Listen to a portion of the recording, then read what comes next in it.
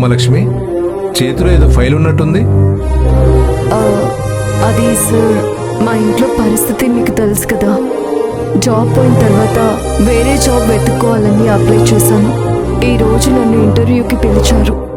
మీరు ఫోన్ చేసినప్పుడు అక్కడే ఉన్నాను సార్. ఓహో, గుమ్మం దాకా వచ్చిన లక్ష్మీదేవి నా వల్ల వెనక్కి వెళ్ళిపోయినట్టుంది. అయ్యో, అలాంటిదేమీ లేదు సార్. మళ్ళీ ఇంటర్వ్యూ రీస్కెడ్యూల్ చేసుకుంటాను, లేదంటే వేరే కంపెనీలో ట్రై చేస్తాను. వేరే కంపెనీ అంటే నాకు తెలిసిన కంపెనీ ఉంటుందమ్మా. పిచ్చి దగ్గర డీటెయిల్స్ ఉన్నాయి, తను అడుగుతాను.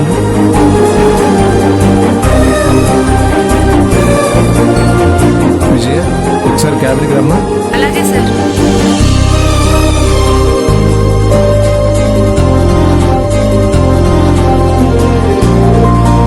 విజయ, ఒక కంపెనీ డీటెయిల్స్ ఇచ్చాను కదా, దాని గురించి లక్ష్మికి ఎక్స్ప్లెయిన్ చేస్తావా? Sure sir.